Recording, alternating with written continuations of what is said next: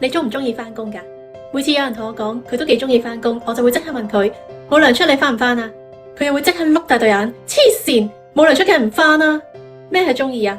我每日去做運動冇錢收㗎喎，我成日去旅行冇人出糧俾我去旅行㗎喎。中意一樣嘢就係你冇錢收，甚至乎你要俾錢出去，你都會做得好開心嘅，先叫做中意。如果你都仲係唔明呢，問多你一個問題：如果依家我叫你唔使返工，我可以俾翻同你人工一樣咁多嘅錢俾你，你仲返唔返啊？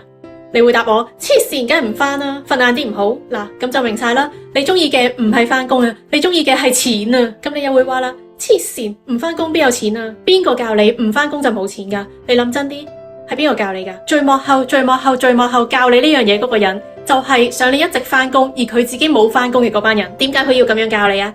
因為如果你唔為咗錢去返工，佢又點可以唔返工都有錢呢？所以我哋係要去觀察並且學習佢哋賺錢嘅方式，而唔係聽從並依照佢哋教我哋賺錢嘅方式。會唔會好複雜啊？總之一句講晒，你要賺被動收入，咁你就可以唔返工都有錢。具體點樣做呢？如果你已經有啲儲蓄，你又有時間嘅話呢，可以試下做小本生意。今時今日嘅科技咁多 AI，咁多 social media platforms， 做生意嘅 startup cost 已經比以前低咗好多噶啦。如果你住喺英國嘅話呢，你甚至可以用小本嘗試去賺呢一個被動嘅租金收入。喺英國呢一度呢，要入場玩呢一個租金收入嘅遊戲呢，個門檻呢唔係好高嘅咋。如果你冇本，但係你有時間，你可以做自媒體，亦都可以喺網絡上面設計、生產並且銷售你嘅產品，過程係完全免費嘅。如果你冇本，但係你又唔願意花時間去學嘅話呢，因為依家做呢啲嘢個門檻真係低咗好多，好多人已經去試去學緊。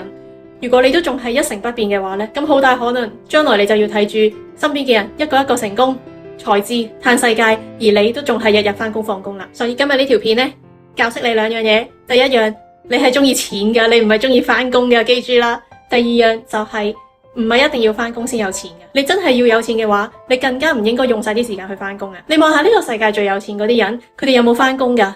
然後你又望下喺呢個世界返工返得最勤力、最辛苦嗰啲人，佢哋有錢咩？如果你聽得明晒我今集嘅內容呢，喺留言嗰度打個 yes 俾我啊！打呢啲 yes 嘅人呢，都好大潛質可以提早退休嘅。我知道今集嘅理論係有啲深奧，對於充滿奴性嘅香港人嚟講，一時之間係難以理解。唔緊要，作為實際行動派嘅我，已經準備咗一份清單，入面有80個你可以賺取被動收入嘅方法，而且我已經幫你分類好晒。只要做齊以下3件事，免費 DM 俾你。第一 ，follow 我嘅 page；第二 ，like 我呢條片；第三，留言錢錢。當你收到份清單，知道呢個世界原來有咁多方法可以賺錢之後，我相信到時你會同我講，你都唔係好想再返工。